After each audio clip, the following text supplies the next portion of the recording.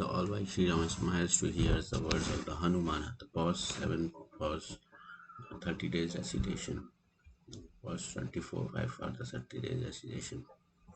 Of day 1. The all-wise Sri Rama smiled to hear the words of Hanumana, son of the wind god. Then looking towards the south, the all-merciful Lord spoke thus. Krishna, see how clouds are gathering fast and the lightning flashes in the southern quarter. A lowering cloud is gently resembling, and I fear lest a severe hailstorms may ensue. Vibhishan replied, listen, my gracious lord, there is neither lightning nor a gathered mass of the cloud. On the top of the Lanka there stands a hall where Ravana is witnessing a music and a dancing contest. It is the large royal umbrella spread over his head which presents the appearance of the thick dark mass of the cloud. The ornaments in the Queen Mandodari's ears, my lord, flash like lightning, while the incomparable music of the camels and timbre is the sweet rumbling that you hear, O king of the celestials. The Lord smiles to perceive Ravana's arrogance. He struck his bow and lifted an arrow to the string. With a single shaft, the Lord then struck Ravana's umbrella and crown as well as the Mandodari's eardrop, which fall to the ground before the very eyes of all. But none could know the mystery having performed this startling feat. Sri Rama's shafts came back and dropped into his square again, and everybody in Ravana's assembly was alarmed to see this his great interruption in his reverie.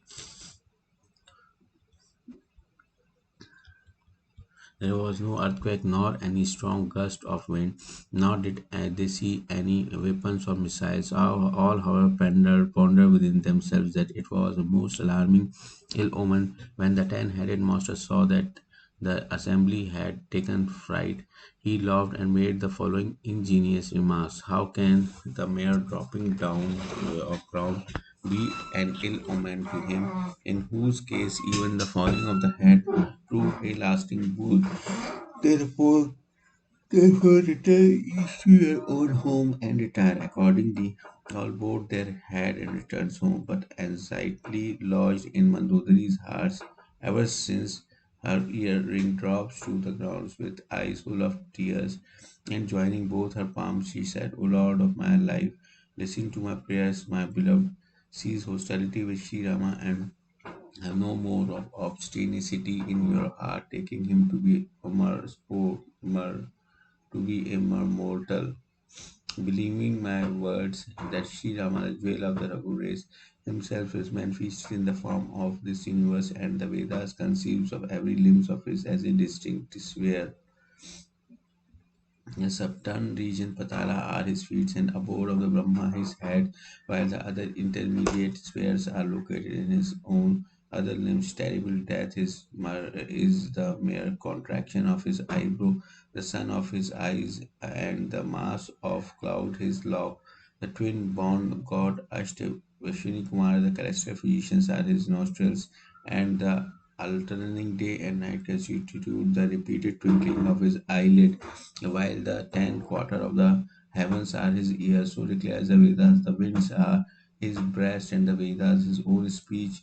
Greed is his own lower lips, and Yama, the god who sits in the judgment of the death, his dreadful teeth.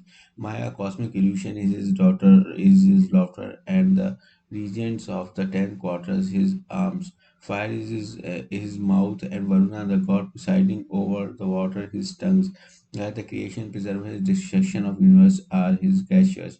The 18 principal species of the vegetable kingdoms constitutes the line of the hair on his belly. The mountains are his bones, and the rivers represents the network of his veins.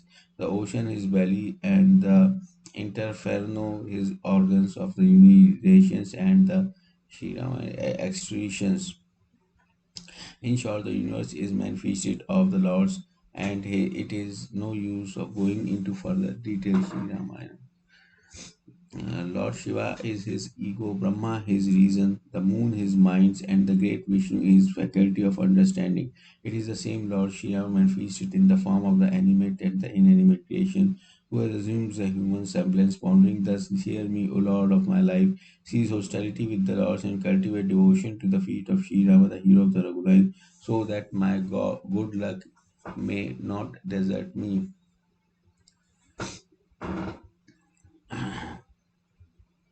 Ravana laughed when he hears the words of his wife. Oh, now, mighty, it is the power of infatuation. They rightly observes in regards to the character of a woman that the following eight demerits ever abides in her heart: recklessness, mendacity, flickness, deceit, timidity, indiscretions, impurity, and callousness. You have described the enemy's cosmic form and thus told me a most alarming story.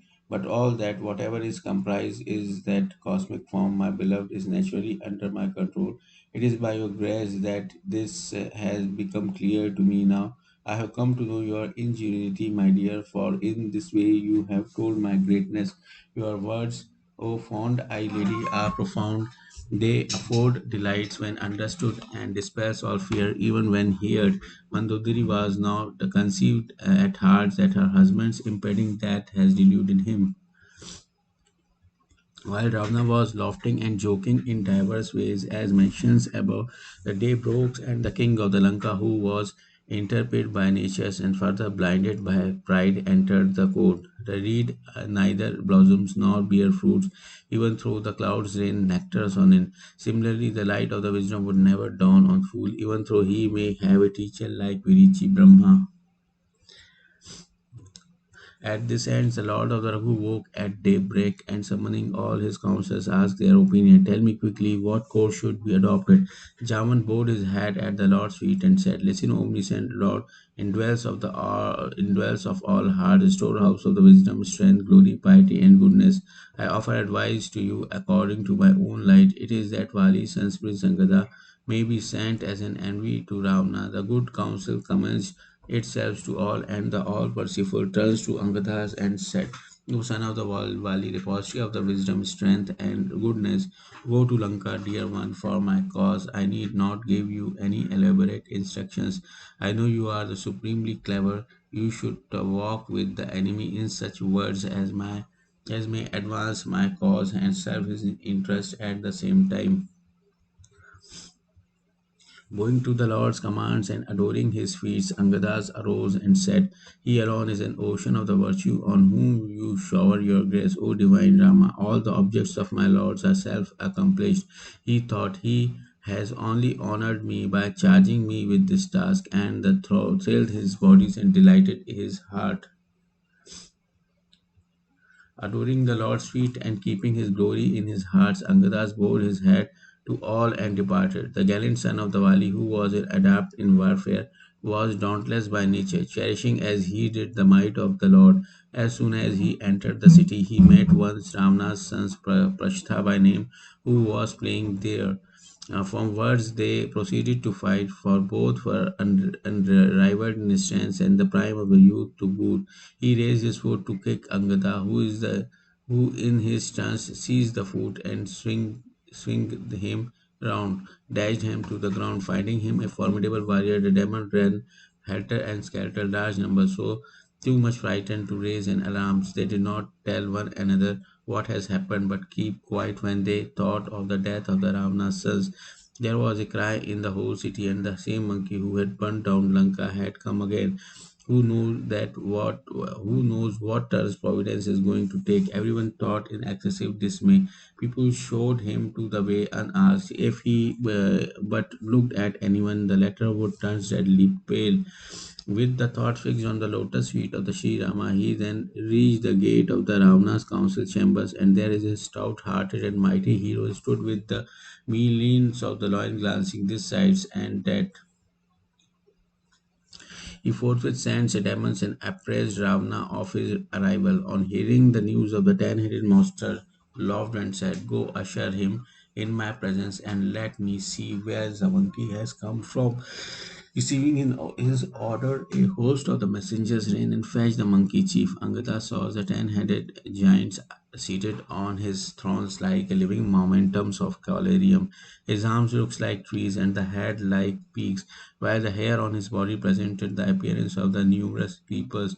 His mouth, nostrils, eyes, and the ears were a big mountain caves in the church wall. With an unflinching mind, he enters the courts. The valiant son of the valley proceed of great might. The assembly abruptly rose at the sight of the monkey. At the Ravana's heart was filled with great fury.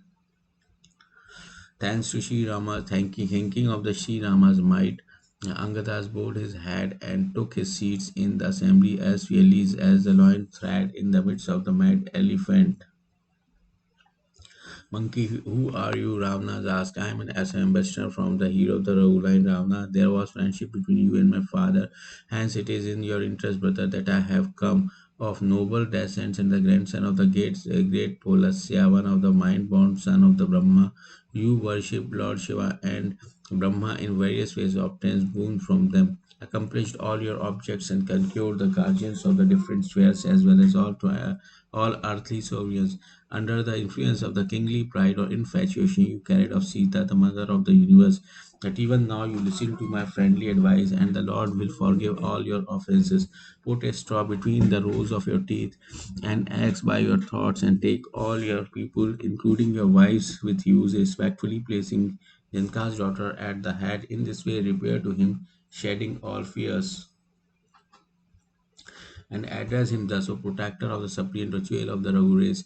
Save me now. The moment he hears your piteous cries, the Lord will surely rid you of every fear. Mind what you speaks, your little monkey fool. Are you not aware of my being and avowed enemy of the gods? Tell me, young fellow, your own name as well as your father's. What is the common ground on which you claim fellowship between your father and myself? Angada is my name. I am Vali's son. Did you ever meet him? Ravana felt uncomfortable when he heard Angada's reply. Yes, I do remember that there was a monkey Vali by name, but Angada's are you Vali's sons? You have been born as a fire, which stands for a cluster of the bamboos from the destruction of your own race. Why should you have now perished even in the womb? In vain were you born. You have called yourself with your own mouth a hermit's envy. Now tell me it all is well with Valis, and so where is he? Angada laughed and at this and replied, had 10 days hence you shall go the valley and embracing your friends personally inquire after his welfare.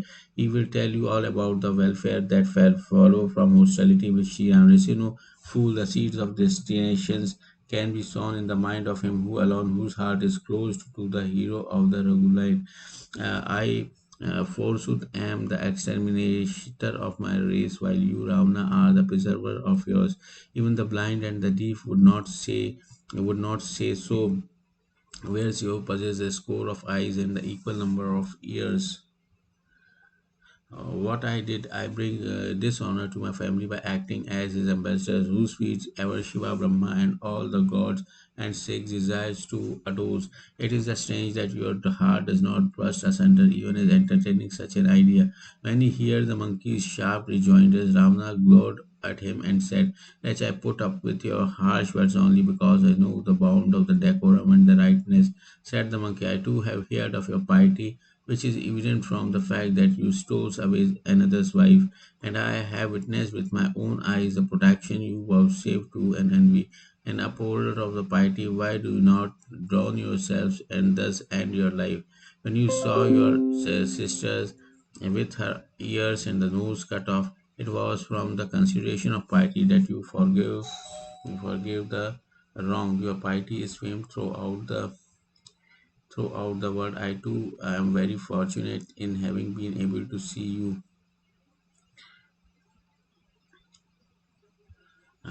Parrot no more, you stupid creature, but look at my arms, O foolish monkey, that are like so many Rahus to eclipse the thundersome moonlight, tremendous moonlight might of the guardians of the spheres. Against your might have heard that while resting on my lotus-like palms, it is the lake of the heavens, Mount Kailasha, which Shambhu shone like a swan.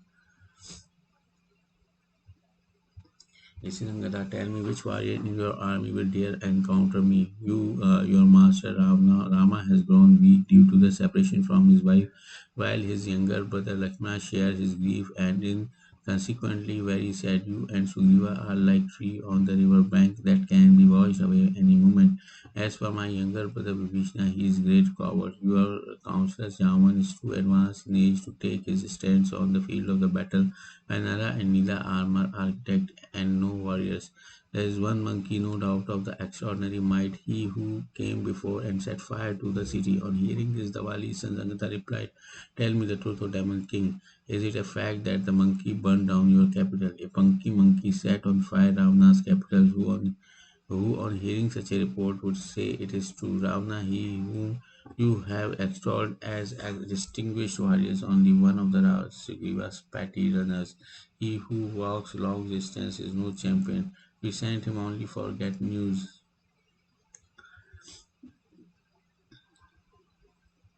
It seems true that the monkey set fire to your capital without receiving an order from his master. That is why he did not back to Sugriva and remained in hiding for fear. All that you say, Ravana, is true, and I am not in the least angry at hearing it. There is none in your army who would fight you with any amount of grace, make friends, or enter into the hostility only with your equals. This is the sound maxim to follow. If the lion were to kill frogs, will anyone speak well of him? So it would be derogatory on the part of the Shirama to kill you, and he will incur great blame thereby. Yet mark me, Ravana, the fury of the Kshatriya race is hard to face. The monkey's Angada burned the enemy's heart with shafts of the spear shot forth from the bow of the Saccharums, and the ten-headed hero proceeded to extract the arrows, so to speak, with pair of the pincers in the form of the ridge winders. He laughed and said, a monkey possesses one great virtue. It does everything in its power to serve him who maintains it.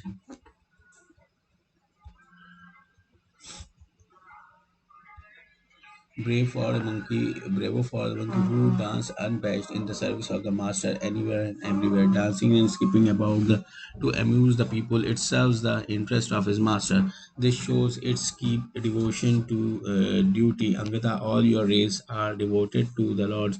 How could you then fail to extol the virtue of your master in the way you have done? I am the respecter of the merits and too magnanimous to pay any attention to your seriously glib talk, scrupulously glib talk, said Angada. The son of the wind god gave me a true account of your partiality in to merit. He laid waste your garden, killed your sons, and set fire to your city, and yet in your eyes he did you no wrong. Remembering such amiability of your disposition, I have been so insolent in my behavior with you, O Ravana. On coming here, I have witnessed all the Hanuman told me that you have no shame, no anger, and no feeling of resentment. It is because you possess such a mentality that you have proved to be the death of your own father. Uttering these words, Ravana burst into the laughter. Having been the death of my fathers, I would have next claimed you as my victim, but a thought has come to me just now, knowing you to be the living memorial of the Wali's unsullied fame. I distinct from killing you, O wild boasters. Tell me, Ravana, how many Ravanas there are in the world, or hear from me how many I have heard of.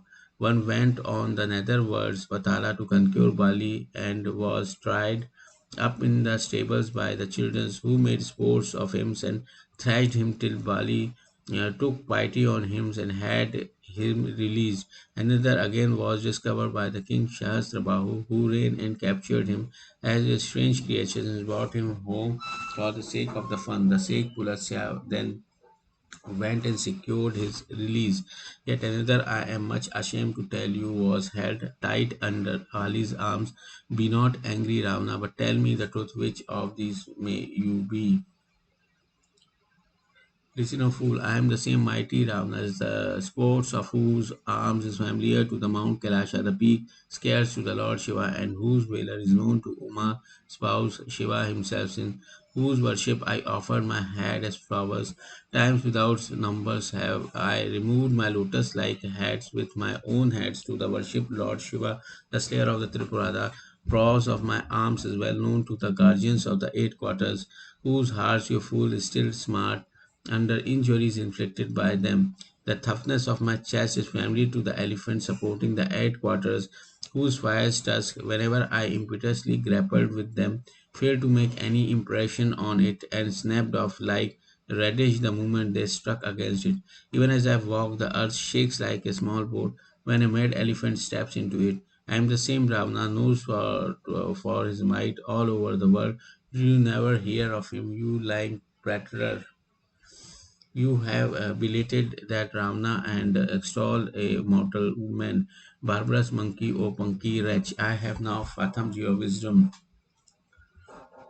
On hearing this, Angada indigently replied, take care what you say, you vinegorously wretch. How can he be accounted a man, you wretched Ravana, at whose very might melted away the pride of the Parashurama, the same Parashurama whose axe was like a fire to consume King Shastrabahu's boundless forest of arms, or to use another similes like the sea in whose swift tide have drowned innumerable king time after times. How can Srirama be immortal, you arrogant fool? Is the God of love, Amar Archer, the Ganga, Amar Stream, the cow of plenty, Amar Beast, the tree of the paradise, Amar Tree, the gift of the foods, an ordinary gift, nectar and ordinary drink, Garuda, the mount of the god Vishnu, Amar Bird, the thousand-headed Shesha, Amar Serpents, and the wish-eating Shame, Amar Stone. O ten-headed monsters, listen, O dullard, is Vaikuntha and ordinary swears an unflinching devotion to the Lord of the Raghu an ordinary gain.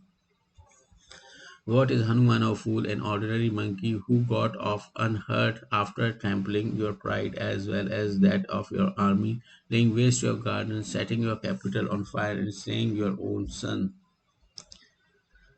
Listen, Ravana, giving up all hypocrisy, why do you not adore the all merciful Lord of the Raghu or wretch? If you pit yourselves against Rama, even Brahma, the creators, and Rudra, Lord Shiva cannot save you. Fool, brag no, not in vain. If you contend with Rama, such will be your fate. Stuck with Sri Rama's arrow, you made head will fall to the ground in front of the monkeys and bears, and the monkey will play with those heads as well as so many balls. When the Lord of the Raghu get enraged in battles and his many furious arrows dart, will you then be able to bounce like this? Realizing this, adore the high souled Sri Rama. On hearing these words, Ravana flared up like a blazing fire on which clarified butter has been thrown. I have a brother like Kumbhakarna, one having ears as big as a pair of the jars, and the renowned Meghnada, the vanquisher of the Indra, for my sons. And have you never heard of my own valor, by which I have conquered the entire creation, both animate and inanimate?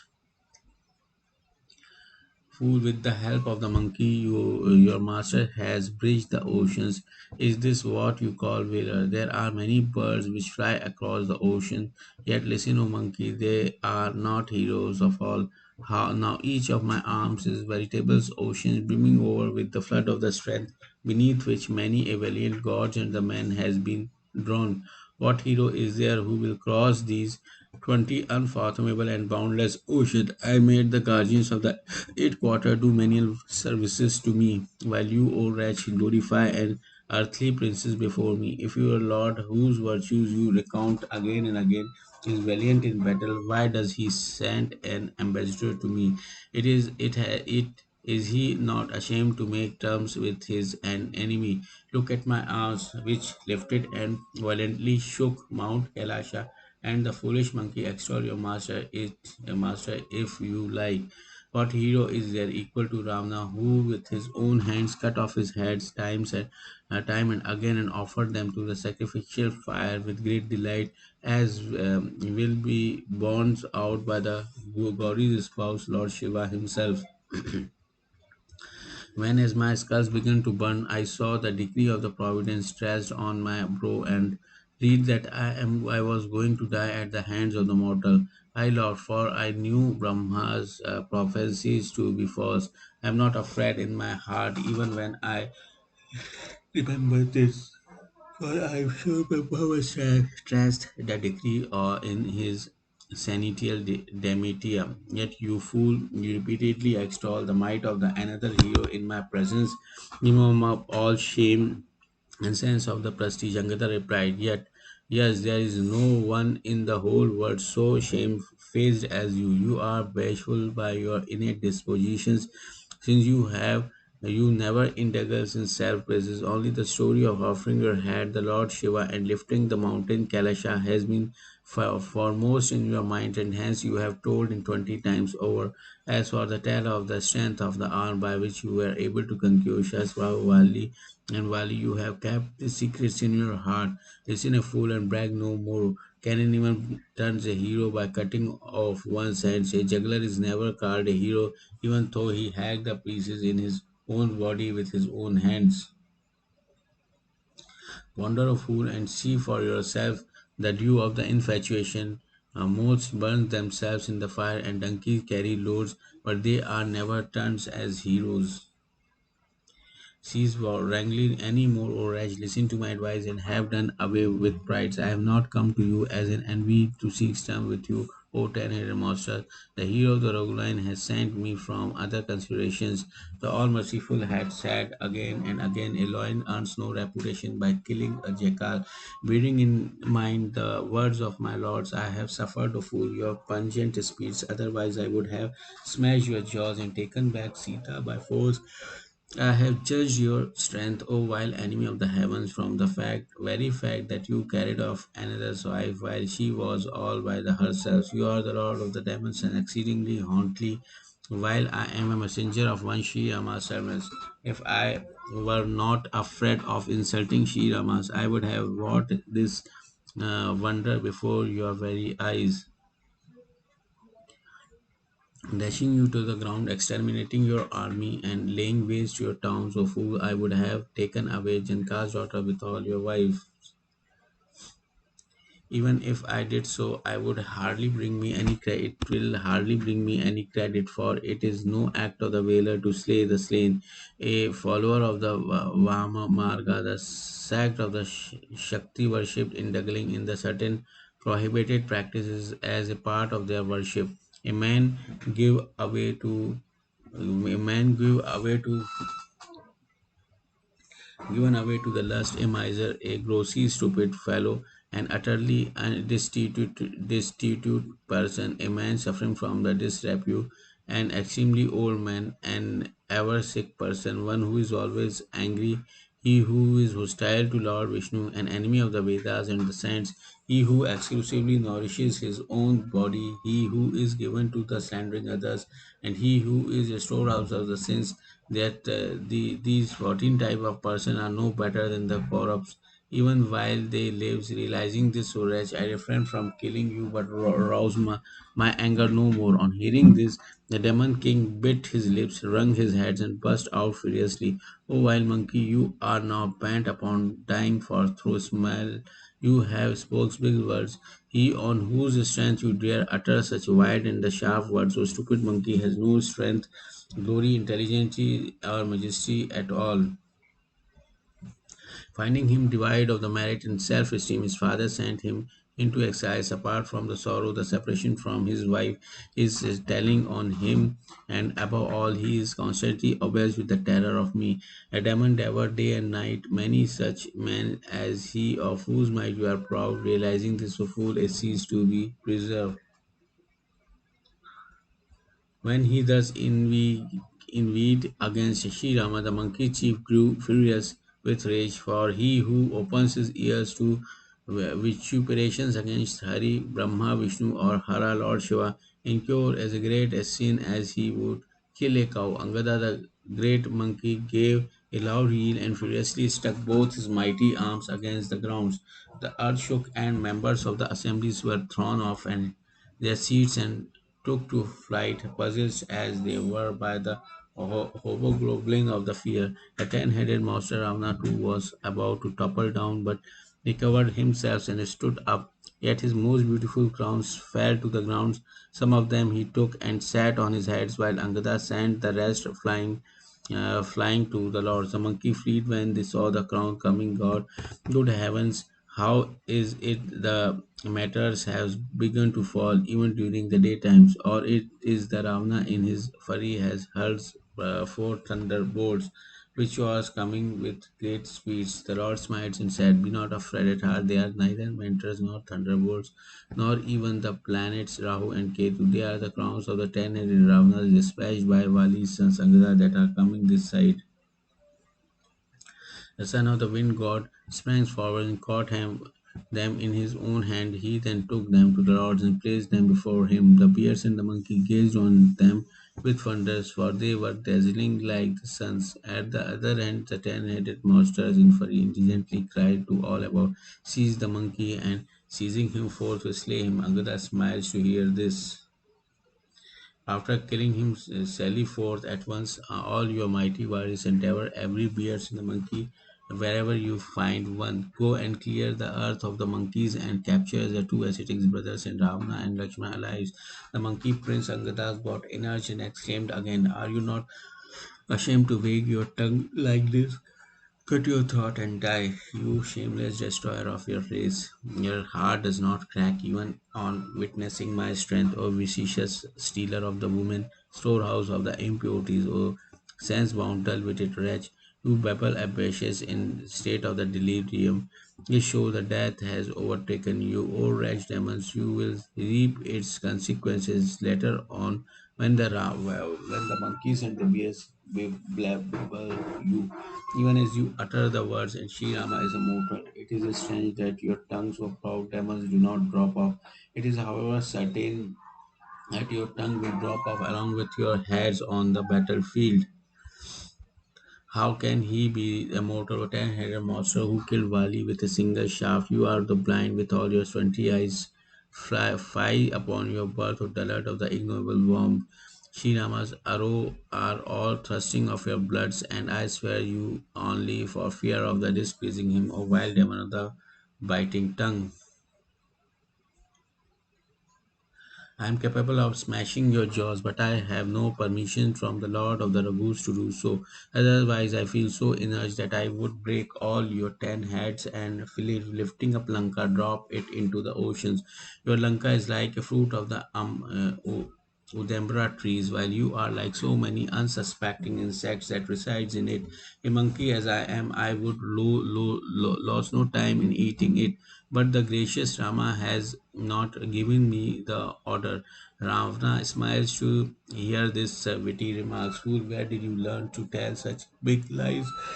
Wali never boasted like this. It seems association with the hermits has made you such a wanting liar. I am a blustering liar indeed.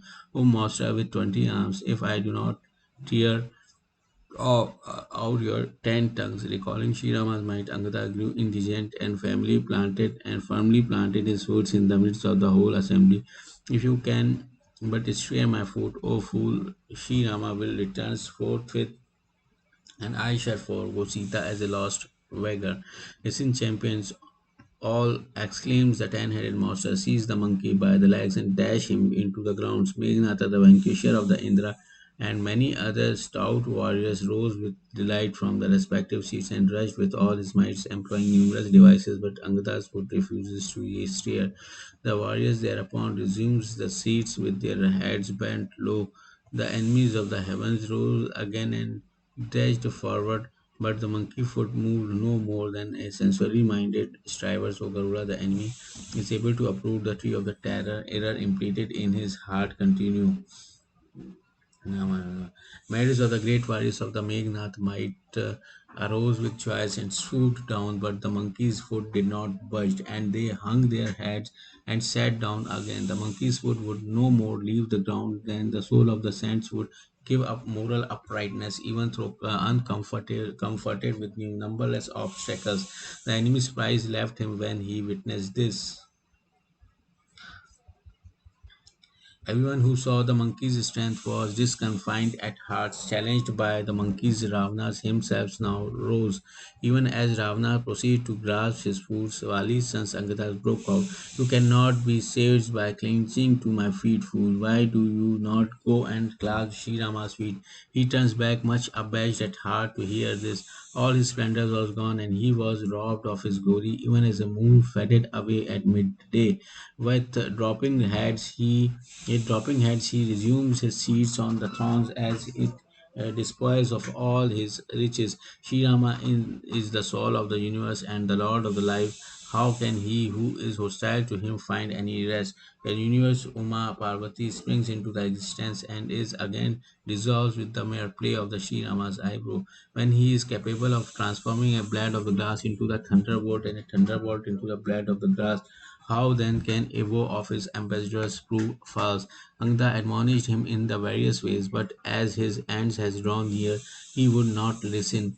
Having squashed the enemy's pride, the son of the Wali glorified his lords to his very face in departing, saying, if I do not slay you after I have sported with you on the battlefield for some time, I will be no use of indulging in self-praise just now.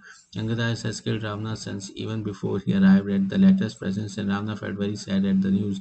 The demon too grew extremely nervous with fear when they witnessed the effectiveness of the Angada's challenge.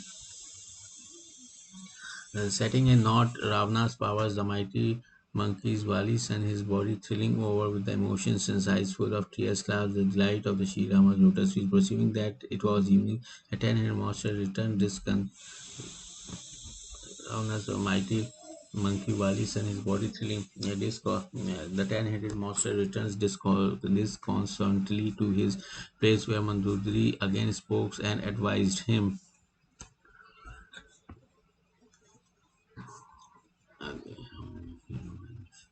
Ponder in your mind, my beloved Lord, and abundant perversity. Your fight with the Lord of the Raghu is quite out of the order. Sri Rama's younger brother Lakshmana has traced a thin line that you two could not cross. Such is your valor, my beloved. Do you expect to conquer him in a battle whose messengers perform such a feat? Leaping across the ocean is my sports that lion among the monkeys fearlessly entered your Lanka, killed your guards and laid waste your garden. Nay, he killed Prince Aksa under your very nose and setting fire to the whole capital, reduced it to the ashes. Where did you, pride of the power, remain lurking at that time? Indulge no more in idle boast, my spouse, and lay my words a little to the heart. Do not imagine that the Lord of the Raghu is a earthly king, my husband, but know him to be the ruler of the animate and the inanimate creations. Unequaled in the strength, the might of his arrow is known to the Marika, but you did not heed his words, taking him to be the mean fellow. The Janka's court were assembled numberless kings. You too were present there with your incomparable and the enormous strength.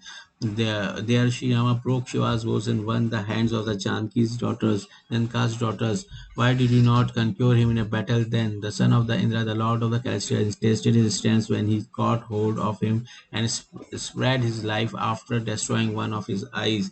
You also witnessed Swarnaka's condition, yet you did not feel much abashed in your heart. The ten-headed lords tried to recognize him who, having slain Viradha as well as Khara and Dushna, killed Kubhanda in small sports and disposed of Vali with a single arrow. He who had the ocean bridge as mere pastimes and has encamped with his host of the Mount Sovela, the same merciful Lord, the glory of the solar race sent to you in your own interest, and the ambassador who, like a lion in the midst of the heart of the elephants, trampled on your might in open court. Then he has for his servants most formidable warriors like Angada and Hanuman, who are so dauntless in battle, and still my beloved Lord, who speaks to him again and again as a mortal. In vain do you carry off your head in burden of the pride, attachment, and arrogance. Ah, my lord, you have turned hostile to Sri Rama and overtake as you are by the death. The light of the wisdom does not dawn on your mind. That does not smite anyone with uplifted rod. He simply robs the victim of his piety, strength, reason, and judgment. He alone, whose death has approached very near, fall a prey of the delusion like you. Two of your sons have been slain, and your capital has been burned down. Mad error Even now, my beloved, adore the all merciful Lord of the who's my husband's and win unsullied fame thereby. Hearing the words of his consort Mandodari, which were piercing like a shaft, he rose and left for his council chambers.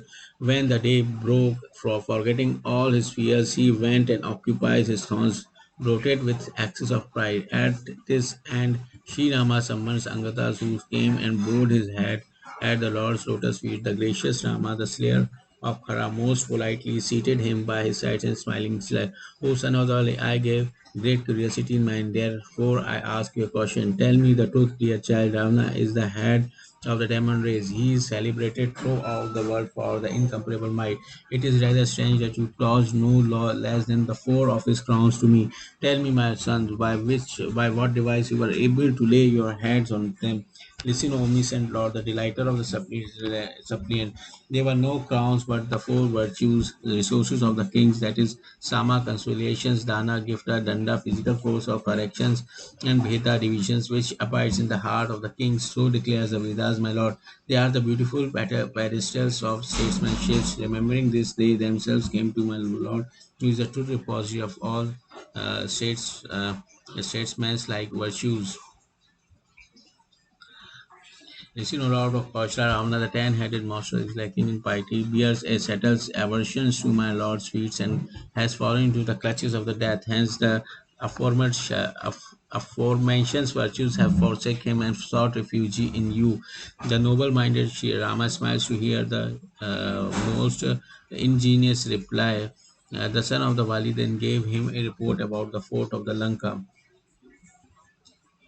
When Sriram receives the news about the enemy, he summons all his counselors by his side. Sanka has four massive gates, thinkers as to how we should assail them. Thereupon the monkeys, Lord Sugriva, Chaman, king of bears, and the Vibhishna Ravana further invoked in their hearts the ornaments of the solar race, and putting their heads together, they resolved upon a definite plan. They divided the monkey host into the four bridges and appointed efficient generals to each. They then summons all the company's commanders and bringing the Lord's might home to them, issued instructions sharing which the monkeys rushed forward, roaring like a lion.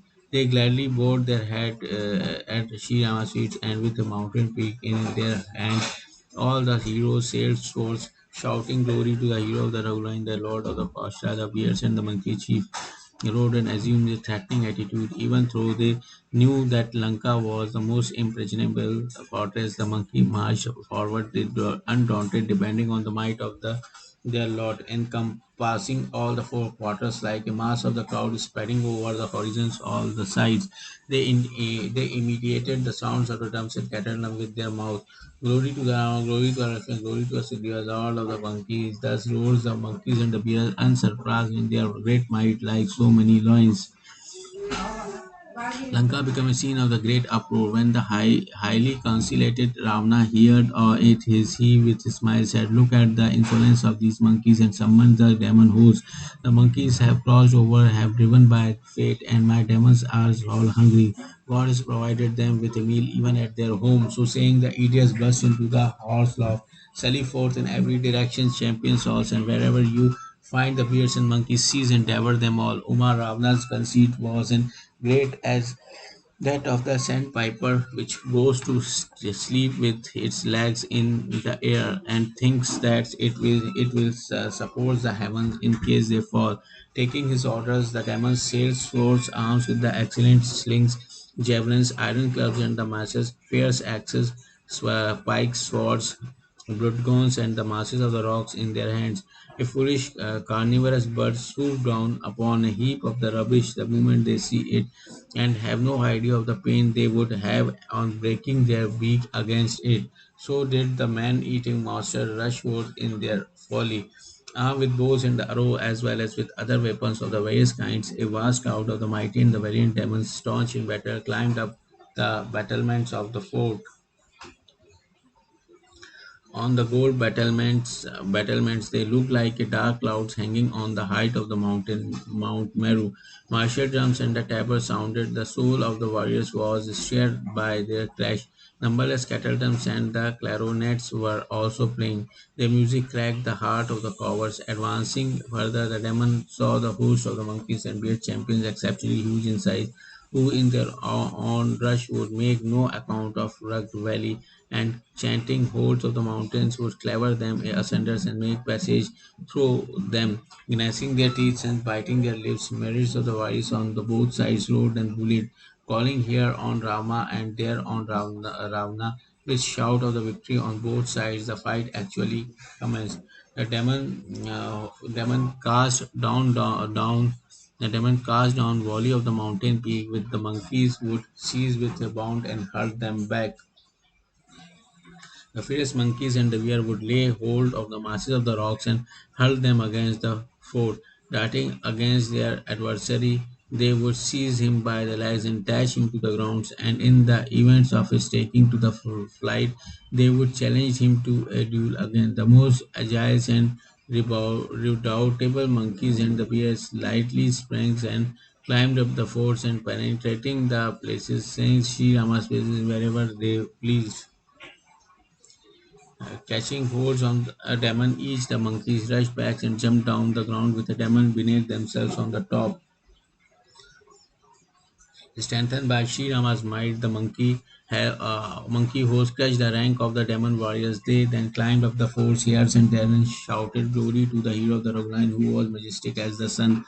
The demon host feed before them like a mass of the cloud driven by the strong blast. The city now burst into the wails and the horse, children, invalids, and the women in particular wept aloud. All joined in calling Ravana's names. He then said had invited uh, death while enjoying sovereignty.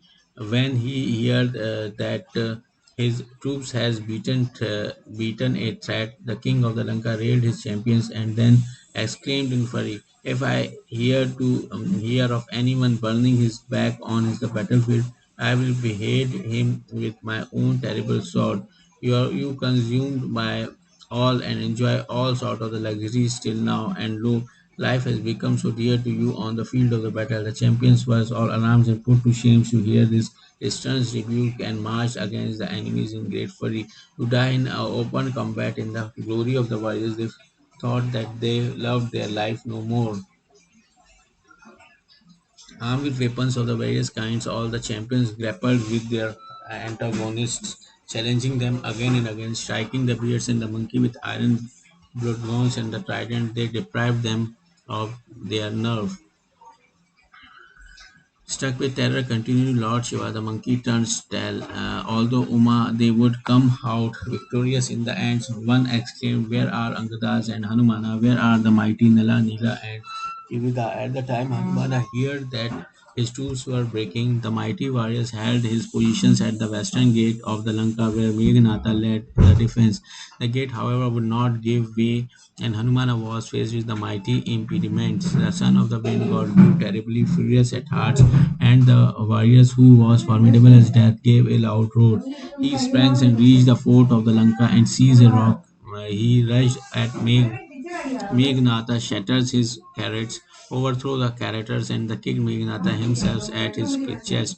Another characters who perceived the distress of the prince picked him up in his own carrots and speedily brought him home. And Angada heard that the son of the wind god has gone to the fort single-handed. The son of the Vali, who was so valiant in battle, reached the fort in a single bound as a monkey would do out of sheer fun. The two monkeys let loose their fury against the enemies on the battlefield, walking in their hearts the might of Shiva. Both ran to the Ravana's own palace and proclaimed the victory of the Kaushlas. Lord, holding the edifice in their hands, they overthrew it with every pinnacle. The demon king was dismayed when he saw this. The women beat their breasts with their heads, crying, "This time the two Palestinian monkeys have come." Angada and Hanumana frightened them with the monkey-like pranks and proclaimed to them the glories of the Sri Ramchandra. Then, grasping each a whole pillar in their hands, the two champions exclaimed, "Let us now begin upon our revenging job." Yeah, presently they roared and fell on the enemy's ranks and began to crush them with their mighty strength of the arms, striking uh, some with the foots and slapping and others on the face and crying, "Take the consequences, not your adoring Sri Rama." The two heroes crushed their adversaries once against another and pulling off the victims' heads hurls them with an precision and they dropped in front of Ravana and burst like so many earthen vessels full of the curds. Whenever the two monkey chiefs caught hold of any great general of the demon host, they would seize him by the legs and send him flying to the lords. Vibhishna would mention his name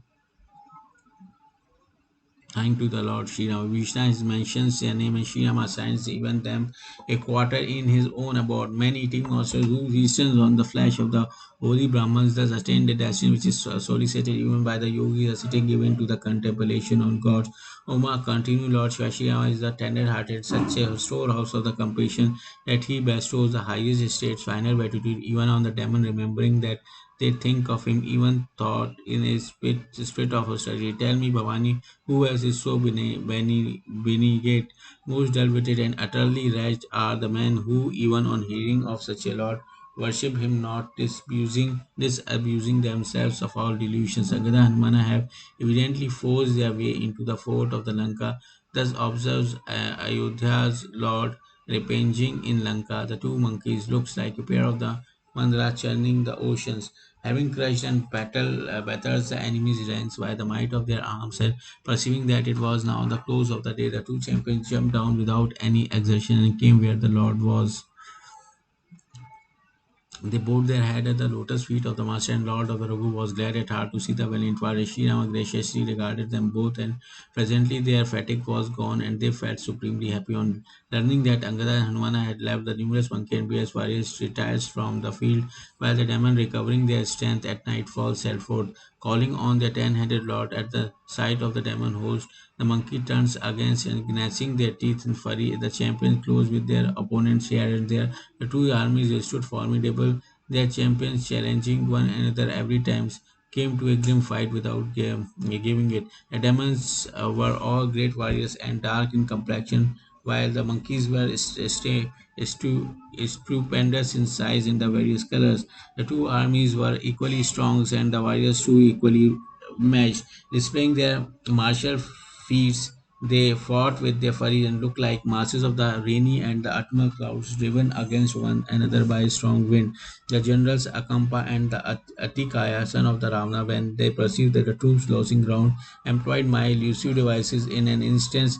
It grew pitch dark, and there was a downpour of the bloodstone and the ashes. Seeing the dense darkness all round, the monkey host was thrown into the disorders. They could not see one another, and there was an outcry everywhere. The Lord of Raghu understood the secret of it all and summoned the Angada and the Hanuman. He appraised them all that was going on and issued necessary instructions to them. The two monkey chief rushed forth in fury as soon as they heard the instruction. The all merciful then drew his bow with a smile and forthwith let fly a fiery dart. Though there was a light all round and no trace of the darkness left anywhere, even as a doubt disappeared with the dawn of the spiritual environment, the bears and the monkey were relieved of their fatigues and rid of all fears when they saw light again and pressed on exultingly. Hanumana and Angada thundered on the field of the battles, and the demons fled at their menacing roars.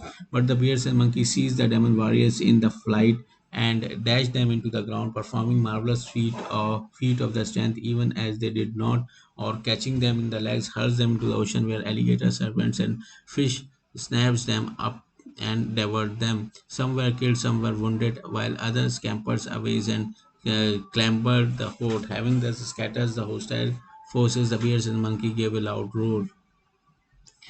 Perceiving that it was not all the four divisions of the monkeys whose returns to the camp of the Kaushas or the monkey were all relieved of their fatigues the moment Sri Rama cast his benign look on them. There in Lanka, the ten-headed monster sent for all his ministers and told them about the warriors that had been killed in action. The monkey have disposed of the half our forces. Tell me at once what counsel should be adopted. Thereupon Malvan, a very aged demon who was Ravana's maternal grandfather and an eminent counselor, spoke words of the highly critical.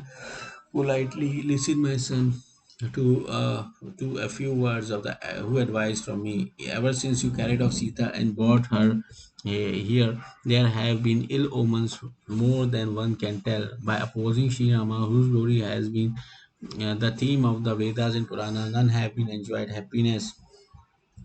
The same gracious Lord who despised Hiranyaksha while his brothers Hiranyakashyap as well as mighty Madhu and Katiba has descended on the earth in the person of the Sri Rama. Pause 25 for the 30 days recitation day 1.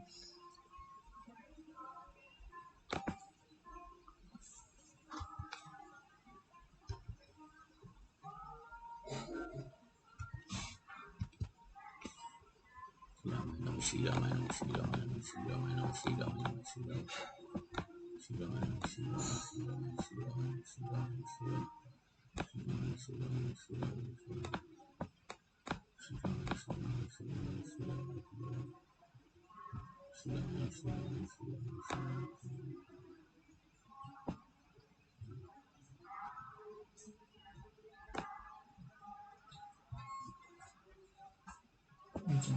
Ramayana,